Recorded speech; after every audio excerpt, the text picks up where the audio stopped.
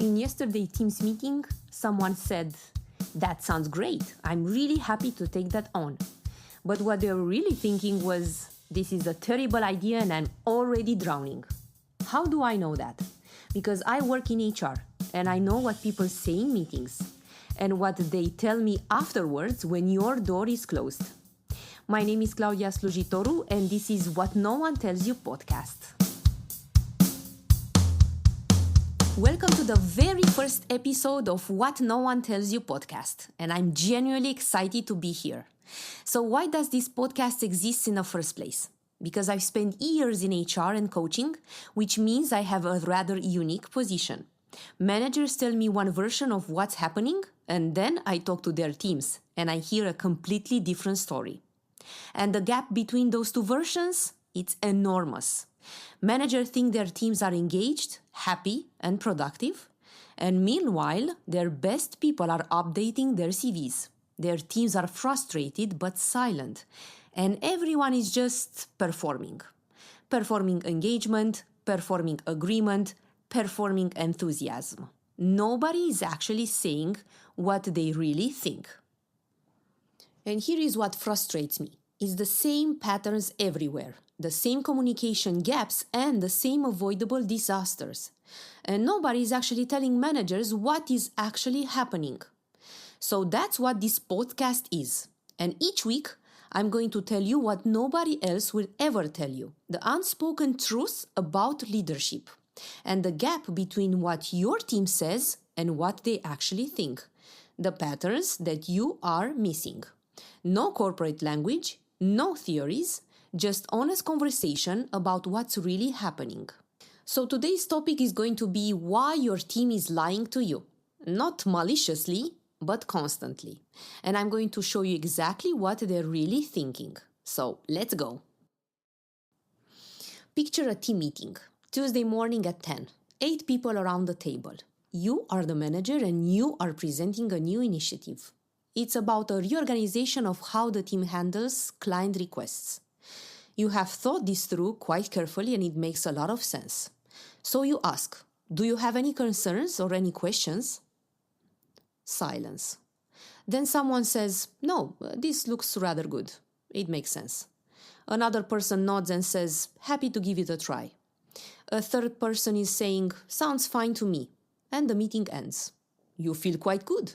Your team seems to be on board. But here is what was actually happening in that room. The person who said, this looks good, they were maybe rather thinking, this is going to create chaos. We tried something similar 2 years ago and it was a disaster, but clearly nobody remembers that, so why bother saying anything at all? The person who said, happy to give it a try, they were thinking, I have absolutely no capacity to do this, and I'm already working in the evening. But if I say that, I will look like I'm not a team player. The person who said, sounds fine, they were thinking, I don't understand half of what was just explained, but everyone else seems to get it, so I'll just figure it out later. Your team just lied to you 3 times in 5 minutes, and you have no idea. Now let me show you how often this happens. Let's take example 1, the deadline. You say, can we have this done by Friday? And your team member says, yes, no problem. But what they're actually thinking is, absolutely not. I will need to work the entire weekend, but everyone else just said yes, so I cannot be the one who says no. Let's take example 2, the feedback. You ask, how do you feel about the new process? And they answer, it's absolutely fine, just taking some to get used to, but it's fine. What they're really thinking, it's added 2 hours to my day and nobody asked us before implementing it. But fine is safer than honest. And if we take example 3, the workload, you check in. How is everything going? Manageable? And they say, busy, but managing. What they're really thinking is, I'm drowning. I worked until midnight yesterday, but if I admit I cannot cope, maybe I'm not good enough for this role. Do you see the pattern? Your team isn't telling you the truth. They're telling you what feels safe. Now, before you think my team wouldn't do this or we have an open culture, let me explain why this happens everywhere. It's not about bad people or toxic culture. It's about basic human psychology. I will tell you 4 main reasons why this is happening. Reason 1, social proof. When the first person in a meeting agrees with you, everyone else feels the pressure to agree as well. Nobody wants to be the dissenting voice when everyone else seems to be on board. Even if half the room disagrees, they will stay silent because they assume they're the only one. Reason 2, risk assessment. Your team is constantly calculating. Is it worth speaking up? If speaking up might make me look negative, uncommitted or incapable, and staying silent costs me nothing in this moment, silence wins. They're not thinking about the long-term cost. They're thinking about surviving this meeting. Reason 3, power dynamics. You're the manager. You have influence over their careers, their workload, their opportunities. Even if you're the most approachable person in the world, that power dynamic exists, and it makes honesty risky. Reason 4, past experience. Maybe 6 months ago, someone raised a concern in a meeting, and you, with good intentions, you explained why their concern wasn't valid. You thought you were being helpful and clarifying and providing context. But what they learned was, when I raise concerns, I get explanations for why I am being wrong. So, I will stop raising concerns. Here is what nobody tells you. You have probably trained your team not to be honest with you, without meaning to, without even realizing it. And now you're managing based on what they are willing to say, not what's actually true. So how do you know if your team is performing agreement rather than giving the truth? Here are 5 signs to watch for. Sign 1, quick agreement. If you propose something and get immediate yes from everyone, be suspicious. Real agreement takes time. People need to think through implications, ask questions, and consider concerns. Instant agreement usually means people haven't actually engaged with what you said. They're just agreed to make the meeting move forward. Sign 2, vague responses. Listen for words like fine, okay, manageable, we'll figure it out. These are placeholder words, and they mean I don't want to get into the real conversation right now. If someone says, how is the project going? And you say, fine, you're not giving real information. You're just closing the conversation. Your team does the same thing.